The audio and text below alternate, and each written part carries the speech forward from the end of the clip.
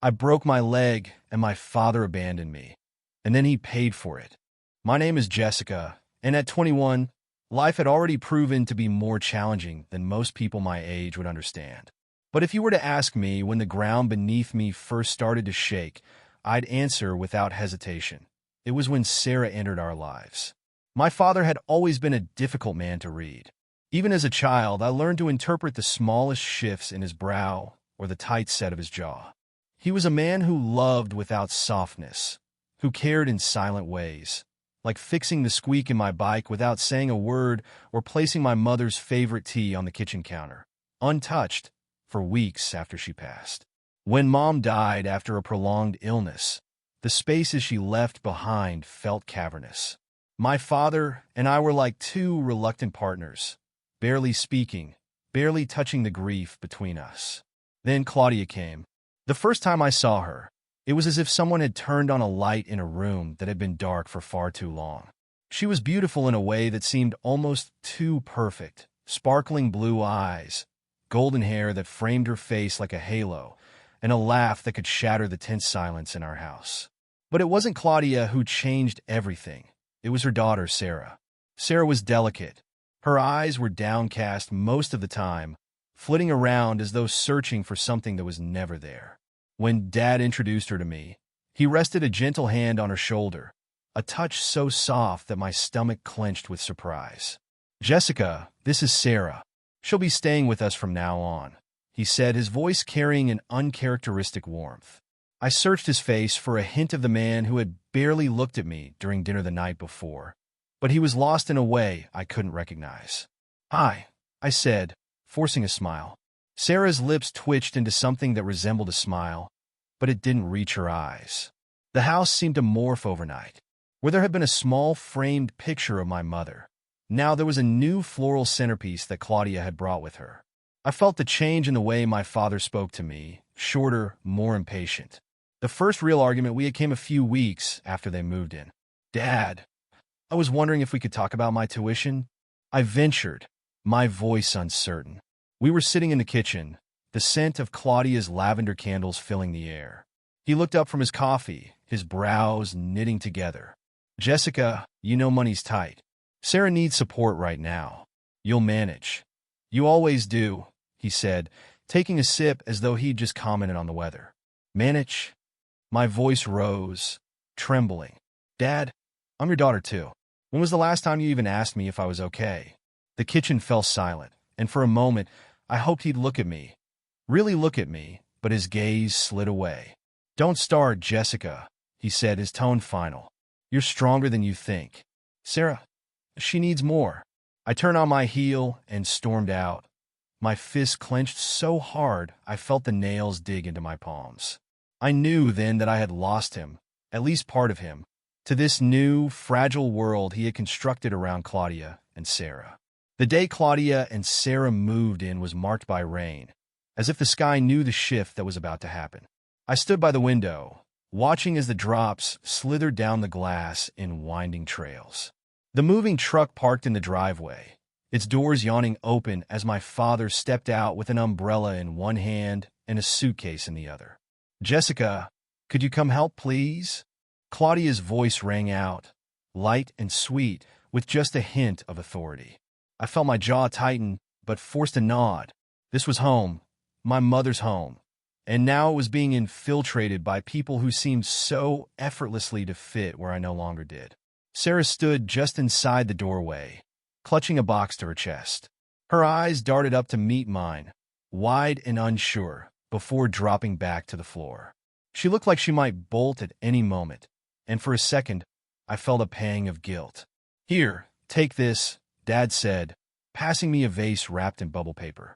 His eyes didn't meet mine, and I noticed how he seemed to hover near Claudia, his body almost unconsciously angled towards her, as though she were the center of gravity. I bit the inside of my cheek and took the vase, feeling the shift like a tide pulling me out to sea. Later that evening, the kitchen was busy with noise. Claudia unpacking her delicate china, Dad opening a bottle of wine, and Sarah quietly arranging her books on the shelves in the living room. I sat at the counter, running my finger along a scratch in the wood that Mom had covered with a decorative mat. It was one of the few pieces of her that hadn't been moved or replaced. "So, Jessica, tell me about your classes," Claudia said, her voice polite but distant, like someone asking about the weather. I glanced up, surprised she even knew I was there. "They're fine. Midterms are coming up, so it's a lot." Dad raised an eyebrow. "You didn't mention midterms before," he said, his tone shifting from mild interest to something sharper, critical. I bristled, feeling the familiar heat of frustration bloom in my chest. "I didn't think you'd be interested, Dad."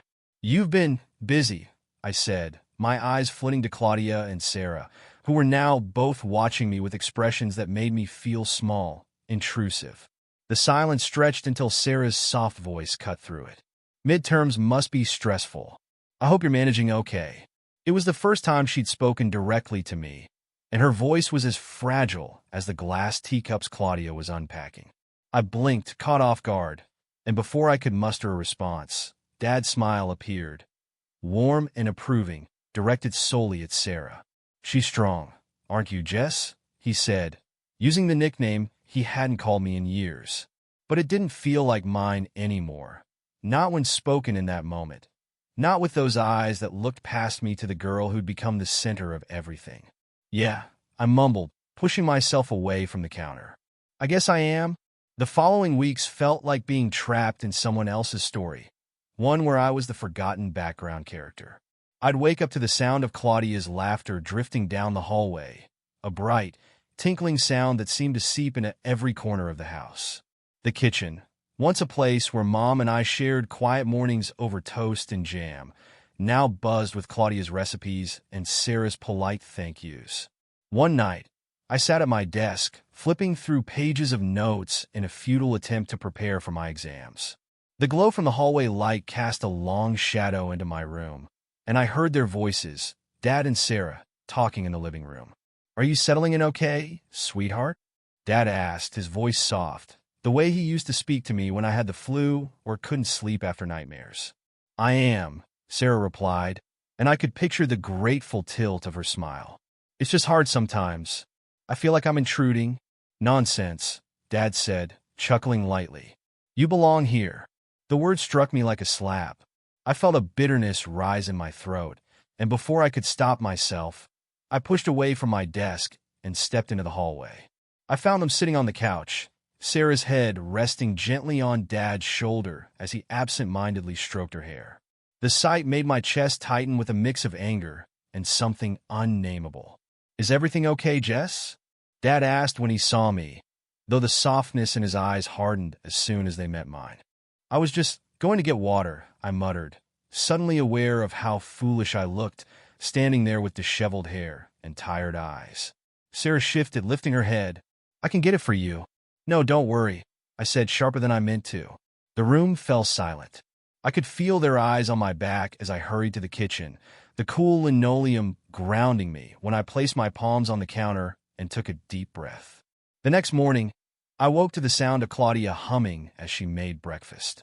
The smell of bacon and freshly baked muffins wafted through the house, and for a moment, I almost felt a twinge of nostalgia, until I stepped into the kitchen and found Sarah sitting at the table, Dad laughing at something she'd said. "Morning, Jess," Claudia said with a smile that was bright and genuine. Too genuine. "Morning," I replied, grabbing a mug and pouring myself some coffee. I tried to ignore how the three of them seemed like a well-practiced scene from a show, the kind where everything works out perfectly for everyone but the villain. "Jessica, are you free to help Sarah with her paperwork later?" Dad asked, his voice suddenly managerial, the way he used to sound when we were planning family trips. "Paperwork?" I asked, eyebrows furrowing. "For what?" Sarah bit her lip, her eyes meeting mine with an apology I didn't want to acknowledge. "Just some college forms. I'm applying for a scholarship." I glanced at Dad, who looked at Sarah as if she were a marvel. "Sure, I guess," I said, setting my coffee down harder than I meant to. "Thanks, Jess," Sarah said, her voice barely above a whisper. And for a split second, I wondered what her life had been before this, before Claudia's perfect smile and my father's unwavering attention. But the sympathy didn't stick. It was chased away by the sound of Dad's laughter, resonating warmly in the house that used to be mine. By the time the weekend arrived, I was feeling the weight of the week's tension bearing down on me. The house was full of life that seemed just out of reach, and I drifted through it like a ghost, hearing the chatter and laughter, but never part of it. I was in the kitchen when Claudia entered, her hair pulled back in a perfect ponytail and an apron tied neatly around her waist. "Good morning, Jessica," she said cheerfully, setting down a bowl of fresh fruit. "Morning," I replied, focusing on my cup of coffee. The silence stretched as she began slicing strawberries, the knife moving deftly under her fingers. "Your father and I were thinking of a family dinner tonight," she said after a moment, her voice casual, as if she didn't notice the tension that lingered in every conversation. "Just the four of us?" I bit back a response that tasted bitter and hot on my tongue. "I have plans tonight," I said instead, lying. My plans were a textbook, a packet of notes, and my bed. "Oh, that's too bad.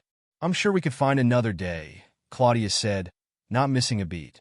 Her eyes flickered with something unreadable, and I felt like I was being measured, evaluated for my place in this new version of our family. "I'm busy most nights," I added, turning my back to the counter as the ache in my chest grew. Before she could respond, Sarah came into the room, wearing a soft knit sweater that made her look even more vulnerable. "Mom, can I?" She stopped when she saw me and offered a hesitant smile. "Oh, hi, Jessica." "Hey," I said, attempting to sound casual, though I could feel Claudia's gaze still on me. I set my coffee down and decided to escape to my room before the silence swallowed me whole. As I passed through the living room, Dad was flipping through a stack of mail. He looked up as I walked by, his face a mix of surprise and something colder. "Jess, I need to talk to you," he said, tucking the mail under his arm. I paused, gripping the railing of the staircase as if it might steady me. "What is it?" I asked, wary. He glanced back toward the kitchen, where Claudia and Sarah were still talking, their voices low. "I wanted to ask if you'd be willing to move some of your things out of the storage room. Sarah needs more space for her projects." "Projects?" The word felt foreign in my mouth, as if it didn't belong in this conversation or in this house. "Yes, her art supplies and materials. She's very talented, Jess. It would mean a lot to her," Dad said, and for a moment, the plea in his voice reminded me of the father I knew before everything changed. I felt a tug of conflict deep inside me. He hadn't asked me for much in years, not since Mom died, and now, with this one request, it was as if he was testing how much of me was left to give. "Fine," I said after a long pause. The word fell heavy between us, and his expression softened, but not in the way I hoped. It was relief, not gratitude. "Thanks, Jess. I knew you'd understand," he said, already turning away as though the conversation was over. I felt a sharp sting, as if I'd been dismissed, and watched as he walked back to the kitchen, where the sound of Claudia's laughter greeted him. Upstairs, I shut my bedroom door and leaned against it, closing my eyes. The house was full of warmth and life, but it was a warmth that somehow left me standing in the cold. My phone buzzed on the nightstand, jolting me out of my thoughts. It was a text from my friend Amber. Asterisk, "Hey, you okay? You've been MIA all week. Let's get out of here tonight, asterisk." A small smile crept across my face. Maybe it was time I stepped outside this cage, even if just for a night. Amber picked me up at 7, her old sedan rattling as she pulled into the driveway. I grabbed my jacket, eager to leave the suffocating quiet of the house behind. As I reached for the door handle, I heard Claudia's voice call out from the kitchen. "Jessica, are you heading out?" She appeared in the hallway, wiping her hands on a dish towel, eyebrows raised in polite curiosity. Behind her, I could see Dad and Sarah at the dining table, bent over something that made them both smile. "Yeah, I'm meeting Amber for dinner," I said, trying to sound casual as my eyes flicked briefly to Dad. He didn't look up, too absorbed in Sarah's words. "Oh well, have fun," Claudia said, her smile stretching a bit wider. There was no malice in it, but it stung nonetheless. I nodded and slipped outside, letting the cold night air wash over me like a balm. Amber grinned from behind the wheel as I slid into the passenger seat. "There she is. I was starting to think you ditched me for your books," she teased. "Never," I said, forcing a smile. But as we drove away, the lights of the house glimmering in the rearview mirror, I felt a pang of something, guilt or maybe sadness, that refused to loosen its grip. Amber took me to a small diner on the edge of town, a place with red vinyl booths and a jukebox that played old hits. We settled into a corner table, and for the first time all week, I exhaled. The tension in my chest eased slightly as I watched Amber order fries and milkshakes with the confidence of someone who knew exactly what she wanted from life. "So," she said, leaning forward with a mischievous smile, "are we going to talk about what's been eating at you? Or are we going to pretend it's just final stress?" I took a deep breath, glancing at the flickering neon sign outside. "It's complicated," I admitted, tracing the condensation on my water glass. "Complicated, like you're swamped with assignments? Or complicated, like my dad married a woman who's turning my life upside down?" Amber said, her voice softening at the end. I met her eyes, surprised by the insight. Amber had known about Claudia and Sarah, but I hadn't shared the full extent of how their arrival felt like a slow invasion. "More like the second one," I said quietly.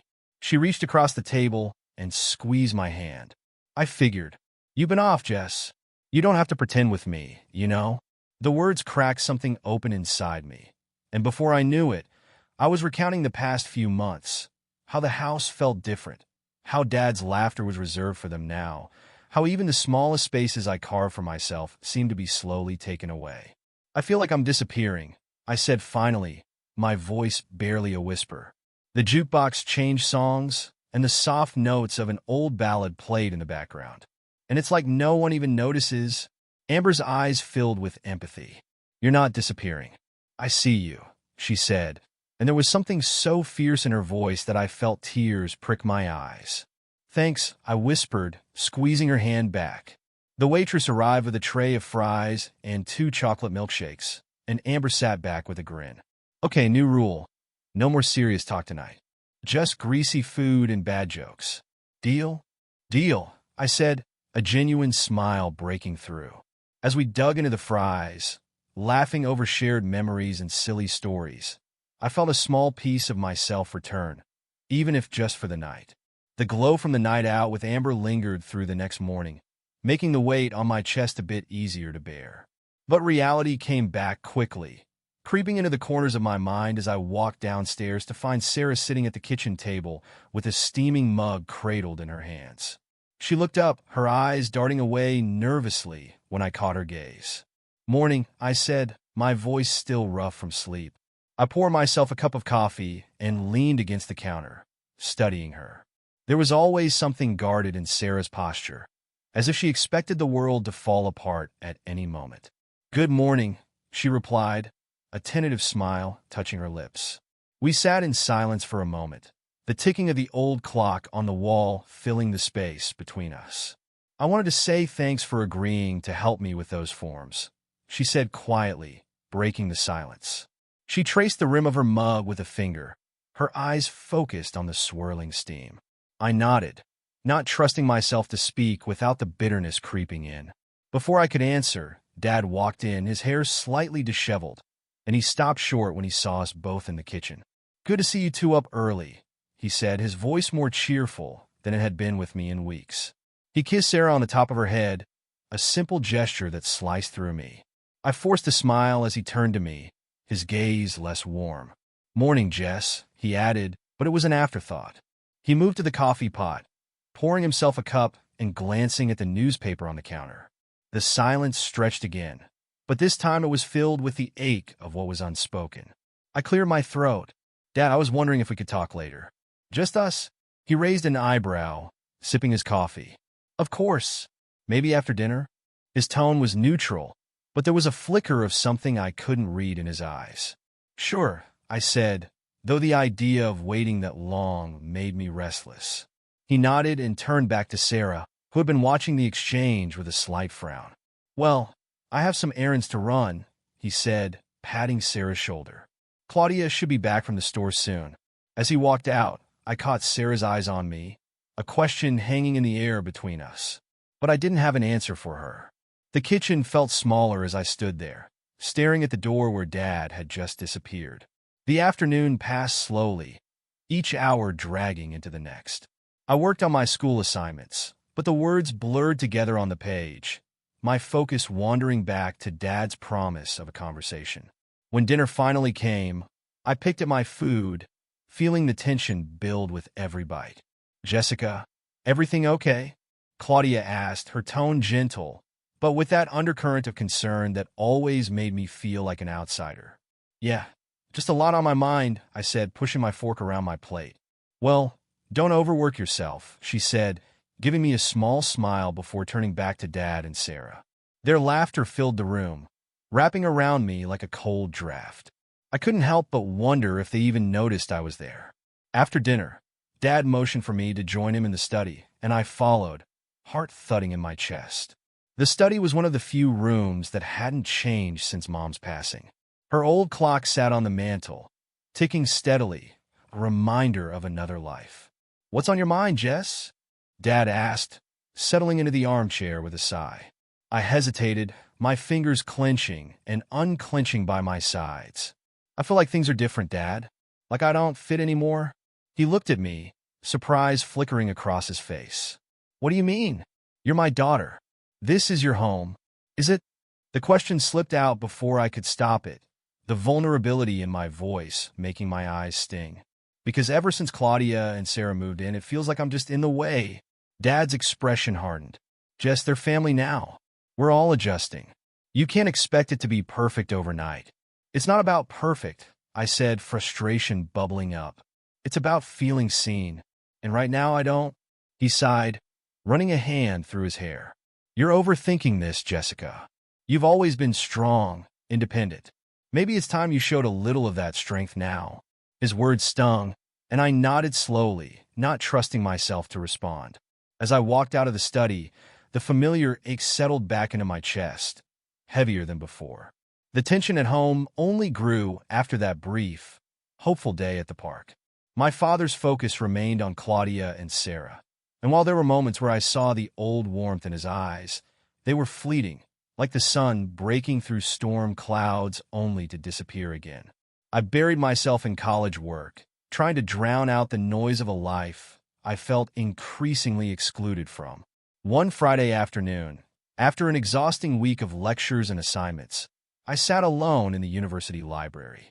My phone buzzed on the desk, and I glanced down to see Amber's name lighting up the screen. "Want to grab dinner later? You need a break, girl." A smile tugged at my lips. Amber always knew when I needed to be pulled out of my own head. I texted back a quick sure and packed up my books. The air outside was crisp, the early evening chill biting at my skin as I hurried to the bus stop. The streets were busy with students rushing to start their weekends, the energy almost infectious. As I stepped off the curb, I noticed a car speeding down the street. Time seemed to slow, the squeal of brakes piercing the air before the impact hit me like a wave. The world flipped, pavement met my side, and pain surged through my body. My leg, twisted at an impossible angle, sent a jagged bolt of agony through my chest as I lay there, stunned and breathless. The sounds of shouts and the blaring of car horns faded into a numbing silence. When I woke in the hospital, the sterile white ceiling blurred above me. My mind was hazy, the pain a dull throb pulsing through my leg. I reached for my phone on the side table with trembling hands, blinking back tears as I dialed my father's number. Each ring echoed like a drumbeat in the hollow of my chest. "Dad," I whispered when he answered, my voice breaking. "I'm in the hospital. I need help." There was a pause, long enough to make my heart ache, followed by a sigh. "Jessica, I can't right now. Sarah and I are leaving for a retreat tomorrow. She needs this for her peace of mind." The words were colder than the hospital sheets that clung to my skin. My throat tightened, but I forced out, "A retreat? Dad, I broke my leg." "The money's already spent, Jess," he said, his voice slipping into that distant tone he used when dismissing an argument. "You'll manage. You always do." The call ended, leaving behind an emptiness that felt deeper than the pain in my leg. Tears blurred my vision as I stared at the blank screen. The realization washed over me. I couldn't rely on him. I was alone. Help came from an unexpected source. I scrolled through my contacts and dialed my aunt, a stern but kind woman who had always kept her distance after Mom's death. She answered on the first ring. "Jessica? What's wrong?" Her voice was sharp, full of concern. I explained through the sobs I could barely contain. Within a couple of hours, she was at my side, holding my hand as if to anchor me to reality. The next day, Grandma Joan arrived, a small, fierce woman who carried herself with an iron will. Her face flushed with fury as she listened to what had happened. "That irresponsible fool," she said, her voice ringing out in the sterile room. "How dare he abandon you like this?" My aunt patted my shoulder. "You're not alone, Jessica. We're here." And they meant it. When I was discharged, Grandma insisted I move in with her. Her house became my safe haven, a place where I didn't have to fight to be seen. She arranged for a tutor to help me keep up with my coursework while I healed and made sure I didn't feel the sting of my father's absence. Days turned into weeks, and while my body slowly mended, the wound left by my father's indifference only deepened. Adjusting to life at Grandma Joan's house was bittersweet. It had always been a place of comfort and warmth, with its worn wooden floors and the scent of her signature cinnamon tea steeping in the afternoons. But now, it was more than just a house. It was a reminder that my father had chosen someone else's needs over mine. My leg, encased in a cast from thigh to ankle, was a constant, aching presence. The days blurred together, punctuated by the routine of physical therapy and the hum of Grandma bustling around, muttering about making soup or fluffing pillows. Despite the familiarity, I couldn't shake the gnawing ache inside. It was one thing to lose a mother, but feeling like I'd lost my father too? That cut deeper. One afternoon, Amber showed up unannounced, a plastic bag filled with takeout in one hand and a lopsided grin on her face. "I come bearing fries and milkshakes," she declared, kicking the door shut behind her. The room felt a little brighter instantly. "Bless you," I said, managing a smile as she pulled a chair next to the sofa where I was propped up. The mundane comfort of fast food and her easy chatter soothed something in me. "So," she said after a while, her tone turning serious, "have you heard from him? Your dad, I mean." The question hung between us, heavy and unavoidable. I shook my head, my eyes dropping to the half-empty milkshake. "Not a word, not even a text," I said, trying to sound indifferent, but the quiver in my voice betrayed me. Amber's brow furrowed. "That's cold, Jess. Even for him. I guess Sarah needed peace of mind more than I needed him," I said, bitterness threading through my words. I glanced up to see her eyes widen, her mouth opening to respond, but before she could, the front door clicked open, and Grandma Joan's sharp voice cut through the silence. "I need to make a call," she announced, striding into the room with an old rotary phone in hand as if she were wielding a weapon. Amber's eyes darted to mine, a mix of confusion and anticipation. "Grandma, what's going on?" I asked, shifting uncomfortably on the sofa. "I'm going to remind your father of a few things," she said, eyes flashing. Before I could protest, she dialed the number with determined precision. The room fell silent as the line rang. Amber and I exchanged wide-eyed glances, the tension so thick I could barely breathe. Finally, there was an answer, muffled but unmistakable. "It's your mother," Grandma said, her voice clipped and unyielding. "Yes, your daughter is fine. Thanks for asking.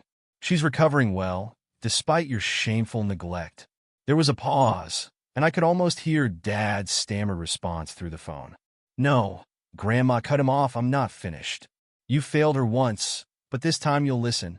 Tears pricked at my eyes as Grandma's words pierced the quiet. It was as if she were saying everything I hadn't allowed myself to voice. I looked at Amber, who gave me a small, supportive smile, her hand finding mine and squeezing gently. The conversation ended with Grandma's decisive hang-up, her expression unreadable as she set the phone down. "He knows where he stands," she said, turning to face me. Her gaze softened as she walked over, resting a hand on my shoulder. "You don't need to fight for scraps of love, Jessica. Not when you've got people who are here, who choose you." I swallowed hard, the tears spilling over despite myself. "Thank you, Grandma," I whispered, the weight in my chest lightening just a little. She nodded and pressed a kiss to my forehead before leaving the room, the echo of her words lingering. In the days that followed Grandma's confrontation with my father, the house felt different. There was a sense of solidarity, a quiet reassurance that I wasn't alone. I found myself leaning into that warmth, letting it fill the spaces that had long been empty. Amber visited often, filling the living room with her laughter and updates on university life. Grandma kept busy, always finding small ways to remind me I was cared for. Freshly baked muffins, a blanket tucked around my legs when she thought I wasn't looking. But the silence from my father was louder than ever. Each day that passed without a call or text was another thread that unraveled between us. I told myself I was done caring, but my heart stubbornly refused to let go. Then one afternoon, a knock at the door startled me. Grandma's voice called from the hallway, "Jessica, stay put." I listened as the door creaked open and a familiar, hesitant voice spoke. "Hi, Mom." My breath caught in my chest. It was him. I strained to hear more as Grandma's tone turned icy. "You've got some nerve coming here, son. What do you want?" "I need to see Jessica," Dad said, and there was something in his voice I hadn't heard in a long time, a tremor of regret. Amber, who was lounging next to me on the couch, raised her eyebrows, mouthing, "Do you want me to stay?" I nodded, my pulse thudding as Grandma stepped aside and Dad entered the living room. He looked older, worn, as if the past weeks had carved new lines into his face. His eyes met mine, hesitant and searching. "Jessica," he started, his voice faltering. I came to see how you're doing." "I'm fine," I said flatly, the words harder than I intended. The room felt stifling, Amber's presence grounding me as I clutched the edge of the blanket. Dad shifted uncomfortably, his gaze falling to the cast on my leg. "I should have been there," he admitted, the guilt in his voice tangible. "I failed you. I know that." A silence fell, broken only by the soft ticking of Grandma's clock. I took a deep breath, the anger and hurt swirling inside me. "Why, Dad?" I finally said, my voice cracking. "Why wasn't I enough? Why did it always feel like Sarah was more important?" His eyes glistened as he looked at me, struggling to find the words. "It wasn't that you weren't enough, Jess. I thought you were strong, that you didn't need me as much as others did. But I was wrong. I see that now." He took a shaky breath. "You deserve more from me?" Amber's fingers squeezed my arm lightly, a silent reminder that I wasn't alone. I blinked back, tears, the weight of years of hurt pressing against my chest. "You can't just show up now and expect things to be okay," I said, my voice shaking. "It's not that simple." "I know," he whispered. "I just wanted to say I'm sorry, and that if you'll let me, I'd like to try to make things right." The words hung in the air, a tentative offering that felt both too late and like a lifeline. I looked at Grandma, who stood in the doorway, arms crossed but eyes softer now, watching me carefully. I turned back to Dad, the ache in my chest loosening just a fraction. "Maybe," I said slowly, "but it's going to take time." He nodded, a small, hopeful smile forming on his lips. "I'll be here, Jess, however long it takes."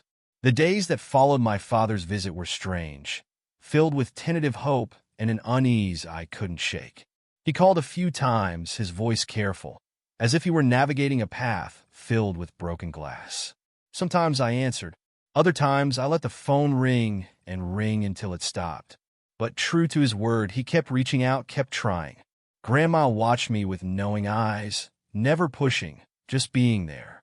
One evening, as the sun dipped below the horizon and bathed the house in warm, amber light, she sat beside me on the couch. The old clock on the mantel ticked softly, a steady backdrop to our conversation. "Your father loves you, you know," she said, breaking the comfortable silence. "He's just spent too long running from his own ghost to see clearly." "I know, Grandma," I said, tracing the pattern on the blanket draped over my lap. "It's just hard to forget how it felt. To be overlooked, replaced." She nodded, her fingers brushing mine. "It doesn't happen overnight, child. But you're strong enough to decide what you want from this. Whether it's a new beginning or just an ending you can live with." Her words stayed with me, turning over in my mind as I healed, physically and emotionally. The support from my aunt and Amber helped, filling my days with laughter and the realization that family wasn't always defined by blood. Grandma's house became more than a refuge. It became a symbol of resilience, a reminder that I had people who chose to stand by me. One afternoon, with spring just beginning to paint the world in greens and yellows, Dad came by again. This time, I met him on the porch, leaning against the wooden railing as the scent of fresh grass filled the air. He stood there, unsure, hands tucked into his pockets. "I brought something," he said, holding up a small, framed photo. It was one I hadn't seen in years, a picture of me, maybe 9 or 10, with Mom. We were at the lake, her arm around my shoulder, both of us grinning. The edges of the photo were worn, but it was beautiful in its simplicity. I took the frame, my fingers brushing over the glass. "Thank you," I whispered, feeling the bittersweet memories tug at my heart. "I kept it on my desk," he said, shifting his weight. It reminded me of what I lost, what I almost lost again. I met his eyes, searching for the sincerity that had been missing for so long. It was there, fragile but real. "We can try, Dad," I said, my voice softer. "But I need to know that things will be different." "They will be," he promised. "I'll prove it to you." The weeks turned into months, and slowly, I let the walls around my heart lower. Dad visited often, sometimes with Sarah, who now looked at me not with guilt, but with a tentative friendship. Grandma, ever watchful, started letting him take over the small rituals that showed he was trying, bringing my favorite tea, helping me move as my leg healed, listening instead of just speaking. The day my cast finally came off, Amber and I celebrated with ice cream in the park. The air was filled with laughter, children running and playing. And for the first time in a long while, I felt light. Dad called that evening, and I answered, the conversation easy and full of quiet promises. In the end, I realized that family isn't just about the people we share blood with. It's about the ones who stay, who fight their way back into your heart, and those who choose to walk beside you, even when it's hard. I had my father, flawed and trying, my fierce grandmother, my aunt's unwavering care, and Amber's laughter. And I had myself, stronger than I'd ever known. Life wasn't perfect, but it was mine, and that was enough.